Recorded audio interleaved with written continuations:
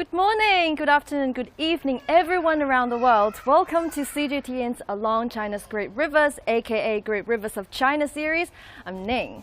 If you have been following the show, if you have been following the series, you should know that I've been in Jiangxi province in East China for a while now. A couple of days ago, I was in Jiangxi city. Today, I'm in Jingdezhen city. Now, I think I can pretty much say that every Chinese person knows the answer to this question. What is Jingdezhen famous for? If you don't know the answer, listen carefully. Jingdezhen is the porcelain capital of China because it's been producing Chinese ceramics for over 2,000 years now. According to some historical records, Jingdezhen may have been producing porcelains from as early as Han Dynasty, which is 202 BCE to 220 CE. And for several centuries, almost all of the top quality Chinese porcelains have come from this town.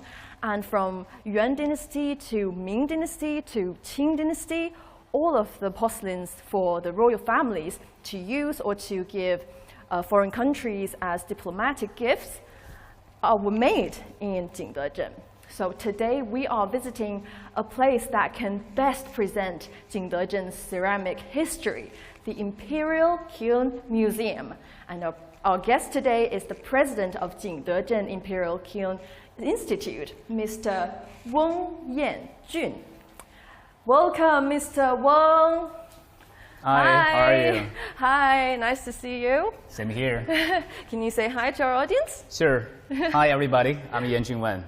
So Mr. Weng is going to give us a tour around this museum because he is the expert right here.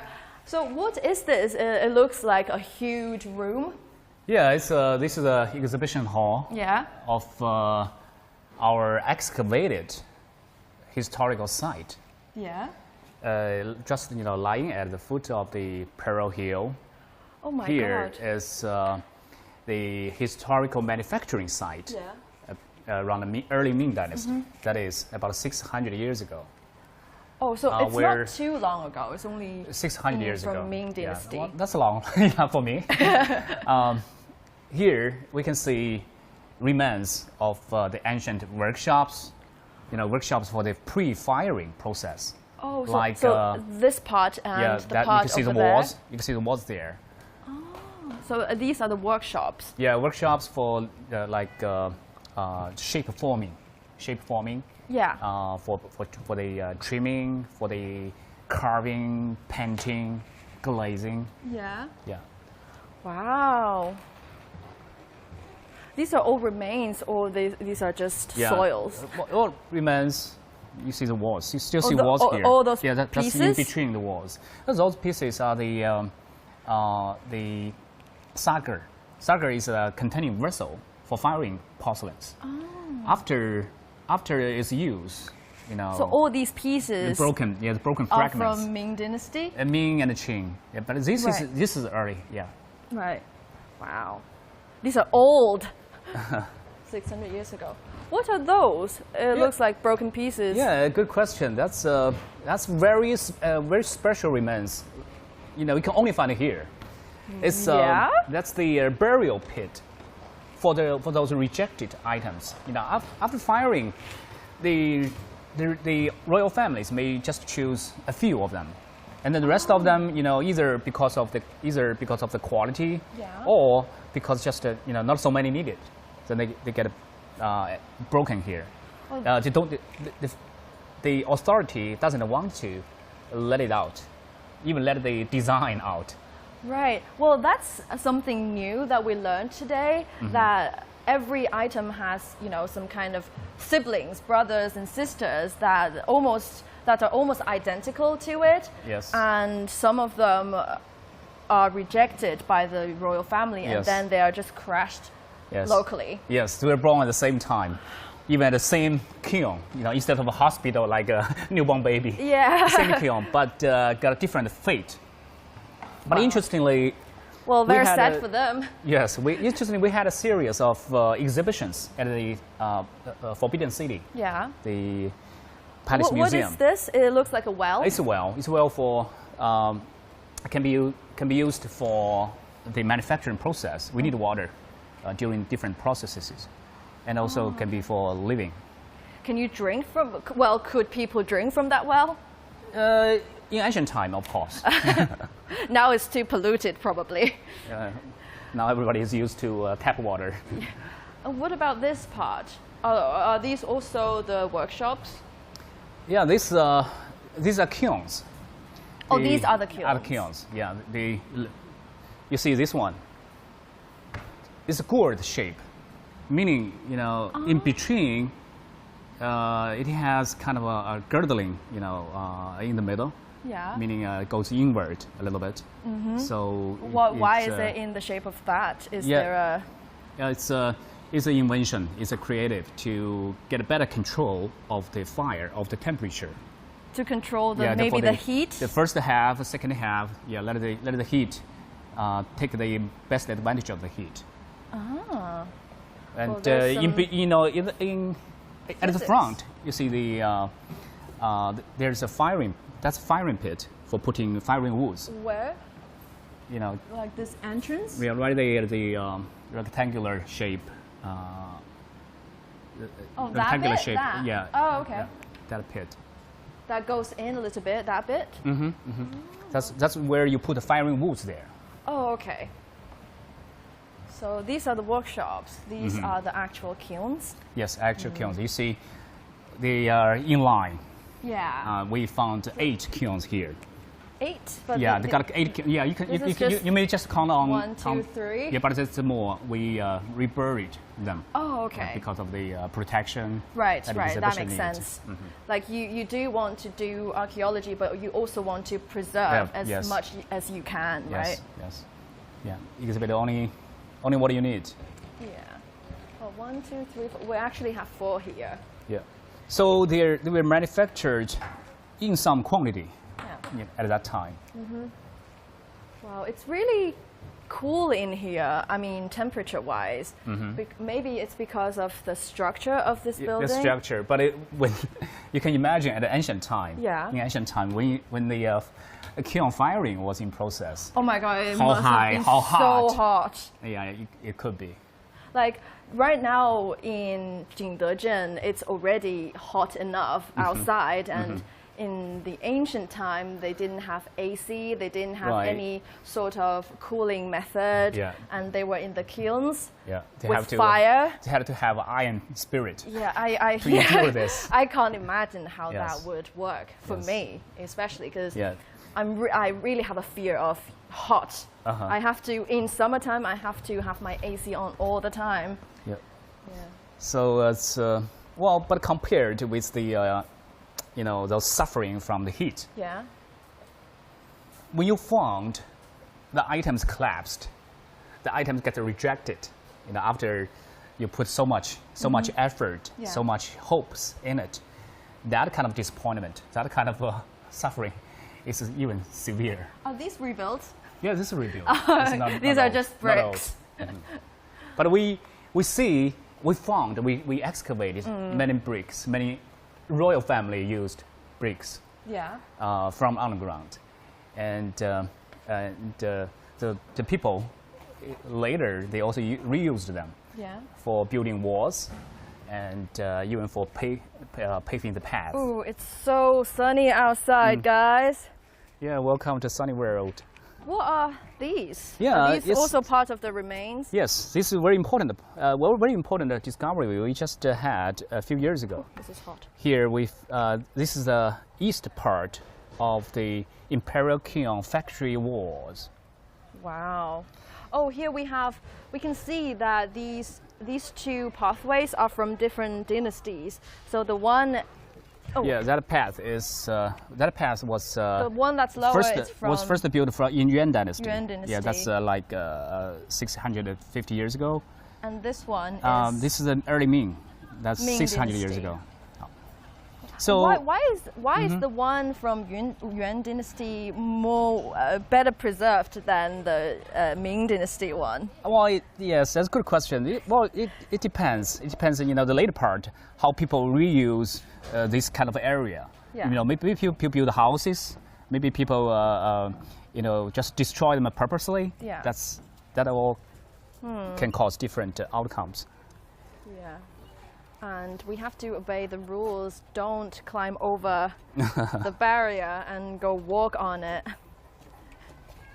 So in English, we have so many different words for the item, like porcelains, ceramics, Yes. pottery. What are the differences? Can you use them alternatively, or is there actually a difference? Yes, good question. Ceramic is a general phrase. You can use ceramics. You can use ceramic safely all the time. Right. That includes porcelain and pottery. Oh, so it's like the mother, and porcelain and pottery are like the children. Yes, yes. And when we're talking about porcelain, we refer to the highest standard of ceramics.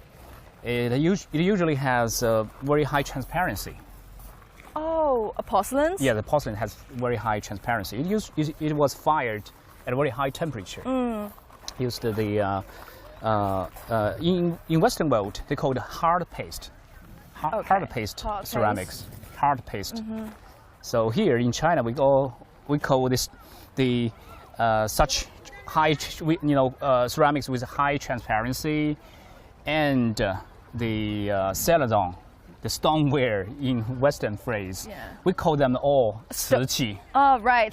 Stoneware, you said? Yeah, stonewares. That's also another phrase. The Western people use for our celadons, for our early stage porcelains. So can we, in simple words, say porcelains are more delicate than stoneware? You can see that. Yeah, no doubt. It's prettier, it's more delicate, and it's like better designed, it's better colored. Manufactured. Yeah. Yes. Here, Oh, so this is the actual museum. Right, our museum. Can we have a look at the entirety of the outside of the museum? Like, it's really interestingly designed. Because I heard recently just got some award worldwide in some architecture competition. It won A+ award in architecture. That's the highest award for architecture So society. it's like the Oscar for the architecture industry. Yeah, kind of. But So we can see. The reason why we love this is because the shape. Yeah. The shape takes after a very traditional kiln type invented here. It's called egg shape kiln. It's like a egg lying flat. The upper half. It does look like that. I don't know if you guys can see it. It's a huge one. And also, like there are some shiny bricks on the outside. Compared to the other ones. That's due to the high firing in kilns. These kiln bricks. So these are all kiln bricks? Yeah, yes, all kiln bricks. Some of them are old ones, and some of them newly made. The wall is like sandwich. On both sides, people put the kiln bricks, but inside is like concrete. Wow, the inside already looks so elegant. Yeah, you look up. You see many holes. Yeah. For like lights. The lights. Some are the bulbs. Some are just the natural lights. And such the shape. The shape of the hole takes after those fire observing hole on kilns. People has to watch. How the firing goes, and they don't have the modern. They don't have the modern, modern device to measure the temperature. Yeah. So this is like an imitation of the kilns in the old days. Yes. Here, this one looks fancy. Our museum is an archaeological museum. That means, all the pieces you saw here were excavated from underground. Yeah. So don't feel surprised to see, the cracks. We restore them.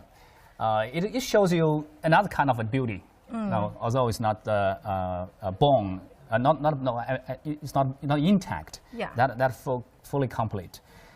This is a very important item. We call it ding shape incense burner. Ding is a very ancient bronze type of cooking vessel. Yeah. Here you see it's from the Yongle reign. That is the emperor who commanded Admiral Zheng He to lead the fleet 7 times to the to the west. Yongle period is in Ming Dynasty.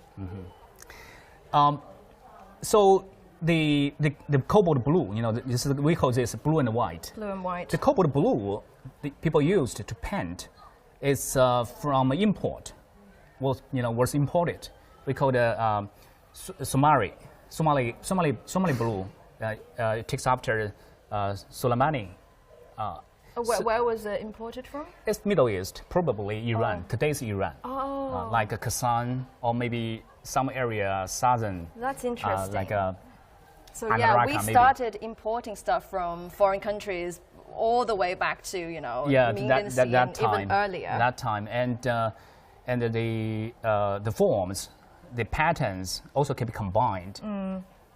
Combined both Eastern and Western, and then some were kept in use in the royal family, and some were sent out as gifts. Yeah, to like the West. I said in the very beginning. So how heavy do you think that is? Because you probably made that. Well, it's very heavy. This is like I think it's like 40 kilograms. And you see the patterns here is very interesting. I know our program is about major waters in China. And you see here, the pattern here, it actually shows you major waters and major mountains. We call it Wu Yue Wu Du. Du meaning the important rivers, the most important rivers in China. Here is 4 rivers, Yangtze River, Yellow River, the Huaihe River, and the Ji River. Wow. That's for the sacrifice offering ceremony. That's exactly the rivers that we're showing you in this series. This one echoes really well with our theme. Okay, follow me. This looks like a This chair, is a stole, yeah. Stole in garden. It's so hard to make, as you can tell from the middle part of it. Yeah, so much hollow. Yeah, it's hollow, and the shape, the forming is in very thin. How to say? Anyway, Do you know if it ever made into the royal family? Into the palace? We don't see anything left. From either the Palace Museum or from private collection. No, this is the only things we found out from our archaeological works. This is a part from mid 15th century. Mid 15th. That's Ming Dynasty as well. Yeah, Ming. Oh, this is this cute. Lovely. This is a ducky. Yes, this is a lovely piece. What is it? It's a pet. It's becoming a very adorable pet of our institute. Right. And also many I can see why. It's very cute. Yes. It's made in Chenhua period. That is also the mid 15th century. Yeah. We call the plain tricolor, dark shape, aroma burner. Oh, so do you? It's hollow. It's also hollow in that's the base. That's the base. That's just decoration. That's not the place where you put the incense there. Oh, so where do you put it? It's in the belly. The belly. Oh. The belly actually is cut in half. Right. Upper half and lower half. We can see the line there. Yes. So it's like you open it up and then you put the incense inside. Right. You open the upper half. You put first of all you put a thick layer of the incense ash. Oh. And bury in a charcoal, a small one, a burning charcoal, and above the charcoal, you put a very thin sheet of silver. Silver? Silver, yeah, to put on the top of the charcoal, and then you put a fragrant peel onto the silver. That's a lot of work just to make your room aromatic. Yeah, but it's also very elegant. Yeah. It's kind of it sounds very process. elegant. Then the smoke comes out from the mouth? through the neck and then out of the mouth. Wow. Actually, in between, the belly, in between, there's 6 hidden holes for better air circulation. You cannot see from here, but inside there's 6 hidden holes. I feel like people from the old times lived such a better life than us right now. Oh, but not everybody can use, Oh, this is just for the emperor and the empresses. For the royal family. Back to the name, we call it plain tricolor. Plain meaning no red. Plain. Plain, no red. So you see no red color there. So that's not red on the base? No. That's like brown? No, that's like, that's or purple? Purple. Oh, purple. Yeah. We say tricolor, but actually it's not just tricolor. You can see the yellow. The yellow has different colors, like the mouth. Yeah, the mouth. The foot. That's kind of a very delicate yellow, and the neck, the belly, has another kind of one. And more the close tail to soil, also looks color different. Soil. Right. The yellow also looks different deep there. blue. Yeah. Interesting. Oh, I like that. I'm glad. After this live stream, I'm going to take a picture of it. Wow. Where are we now? We are into the second hall of our museum. Oh my God. What's that? These are all broken pieces. Yes, that's the character, a major character of our museum, all from broken pieces. This is so far the biggest, the imperial, biggest the royal porcelains we found either from the collections or from the archaeological works. Such a big one in the ancient time is very hard to be successfully fired. So you can imagine in ancient time, many craftsmen, kiln workers, even the officers got punished for their failures. So is it why this thing is called the repeated failures? Right. It's because it's too huge. Right. And then the walls of the vessel is thick. So how many times do you think the workers worked on it before we have a complete jar? Well, I think to make one successful piece, it would not be too exaggerated to say you need 100 times trial. This is for big plans in the garden. We can see that this was for the emperor because there's a big dragon. Yeah, with 5 toes. 5 toes? 5 toes. You see the foot has 5 toes, and the horns, 2 horns. Can it be 6 toes? With 6 holes, you have trouble. Oh, really? Yeah, we found it from some pieces. The dragon, one of the foot has 6 toes. Yeah. And then is that a big problem? It's rejected, of course. It's like that's a very bad thing. Okay. So is it like you're saying the emperor has 6 toes? Yes. That's, oh, that's bad. What do you want, right? By that. That's very bad. The emperor would not be happy about it. Kind of a rebellion, kind of a curse. Yeah, I can get that. So these are all from the emperors. Yes. From the palace. Yeah, everything here you see where can we find these in the palace museum? Yes, many of them you can find the matching pieces in the palace museum, either in Beijing or in Taipei. But some of the pieces exhibited here may not be found at their places, because we have trials, we have experimental pieces. Oh yeah, because you mentioned those ones are being crashed. Yeah, never successful. You glue all the pieces together and you found another item that's almost identical to the one in the Palace Museum. Oh, this one looks interesting. Here, yes, this is a very exotic. As you can tell from the shape, it's very exotic. Yeah, it's it not doesn't Chinese. look like some. Yeah, it doesn't look like Chinese. Yes.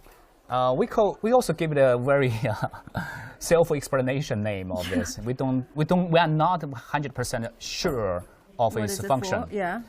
So we call it connecting vessels with tripods. Three jars shape pods. But did you guess what it's for? It's nowadays the majority of scholars think it's for the aroma. For the aroma But it's also burning. an incense burner. Yeah, but it's not incense. It's kind of a maybe fluid type of aroma. Okay. Well, it almost looks like a shisha. That's that's another guess. Oh, right. But it, Oh, I'm so smart. but it's so hollow. It's it's the inside the tubes. The jars are all hollow. Right. So and that's why the aroma can travel. Yes, but it may not be good for, as you said, shisha. Shisha. Oh, sorry. So, and you can tell it's definitely an imitation work from metalworks. Yeah. You can see also from the pattern, engraved patterns. That's also very, very Arabic. And this is made in Yongle reign, the early Ming. Yeah. That's the Zhenghe, as I said, Yeah, Zhenghe fleet voyage time.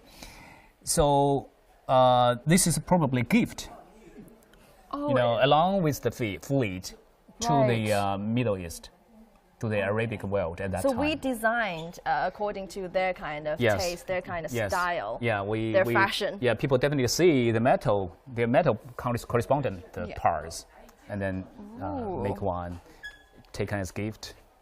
We used to have some very close relationships with the Middle East. Yes, and that Oh, these look so pretty. Yeah, all different of different types. Yeah, the Imperial Kiln at that time it's like a national funded the high tech zone. Oh, I love that. That's my favorite color, turquoise. Yes, turquoise. Yeah. The color, the material was originally from the Mid Asia, West Asia areas, but it gets its popularity in China later on, even in the Ming Dynasty, Imperial Kiln. Do you think it's possible, I'm just asking, do you think it's possible to sell these broken pieces to the public? Because I'm sure, never? Because I'm sure that people would love to have them. Yes, everything here, the historical remains are owned by the country. Yeah. Yeah, of course. Yes. Ooh, we're going but down. we do our best to do the sorting, to do the restoration, and make it to be exhibited to the public. Right. Ooh, as we go down, it's even cooler. Is it the AC or is it? It has AC, but also the structure of this building. Yeah. The structure of the building also has this kind of advantage. When you go down, the temperature is lower. And the yards, you can see in between these egg-shaped holes. There's many underground. I find it really funny that this is in the shape of an egg. That's really funny like because you're right. Upper half, right? Yeah, it does look like an egg. Ooh, where are we now? Chapter 2, the incense of royal porcelains. So these are all from the royal family. Yes. These are all from the palace. Yeah. When we say it's for the royal family, doesn't mean it's just for their daily use. Yeah. Actually, the most important role of these craft works were for worships, for sacrifice offerings, ceremonies. Like worship gods, worship ancestors. Yeah. Oh, right. And then they produce these porcelains and they put them in the tomb with Yes. That's the most important use of these things. That's why they put so much money, so much energy, so much people on the work. Secondly is for many also celebrations and including gifts, diplomatic events. Yeah, like I said in the very beginning. Yeah. I was so right. Yeah, and then for the daily use.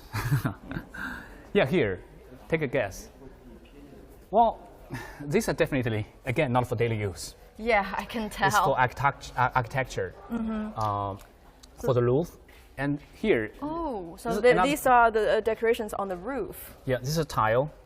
You can see from the tile. There's a lot. There's inscriptions. Yeah, there's inscriptions there, telling you who made the shape, who's responsible for the forming, and who's responsible for the glazing. So the writing, the writing on it was from Ming Dynasty. Ming Dynasty, early Ming. Wow. And the people write the names of. Can we have a look on the writing?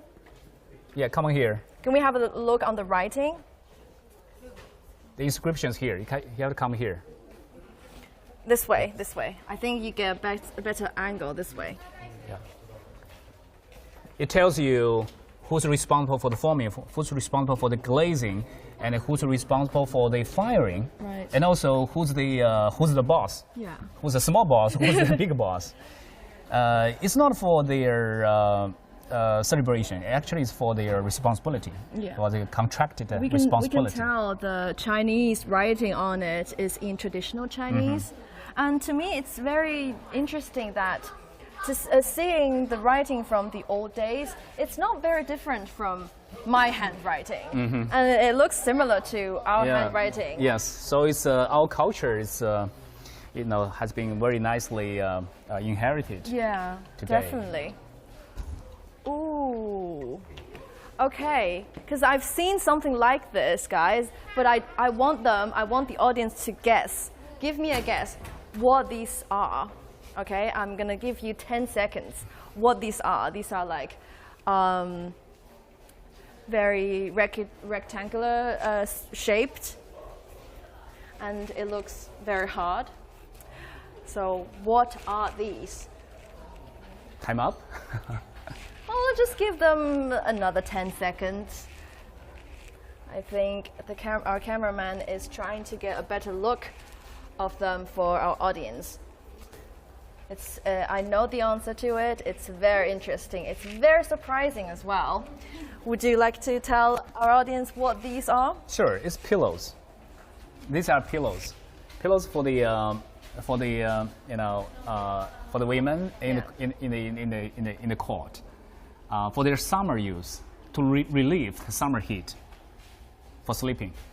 These are pillows. Yeah, I know people may be wondering, it's so hard. Yeah, it's definitely not comfortable. How can you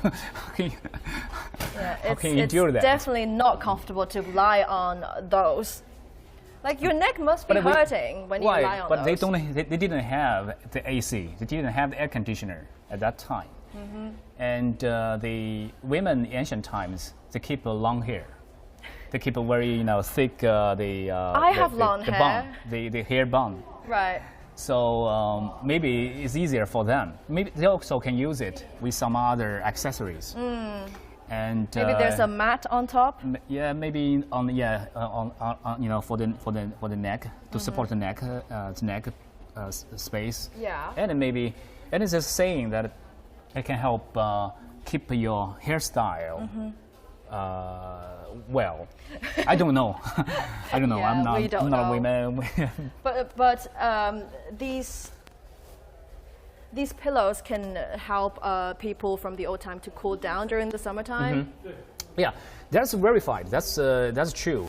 That's the truth. Not not just a bullshit from my. I'm sorry, because you can tell from many poems, ancient poems, like a famous one in the southern Song Dynasty, Li Xingzhao. Oh, yeah. I know her. She wrote a poem about such a scenery. Yeah. They call it jade pillow. They call it jade pillow. Actually, it's made out of porcelain. Wow. To relieve the summer. Next time when you see something like that, you know it's a pillow.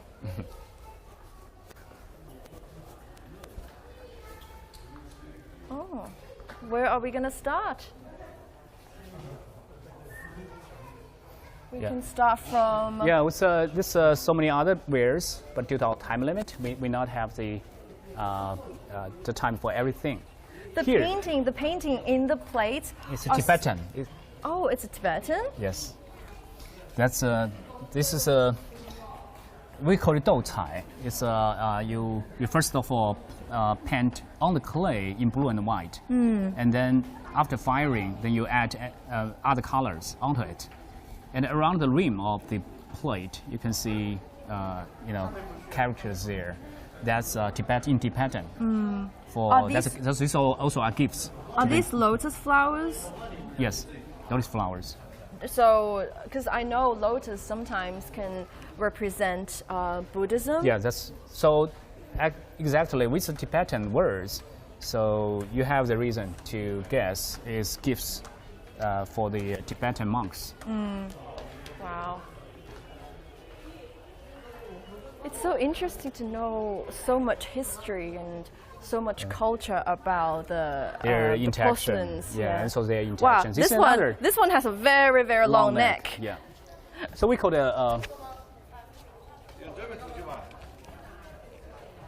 it's also imitation of the Corio celadon in 12th century. This one is made in 15th century, but the shape is an imitation of the piece people made in the Korean Peninsula.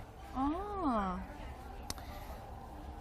The So Emperor it's a Songhua, style Emperor of the Songhua loves the Korean Korean things during his time.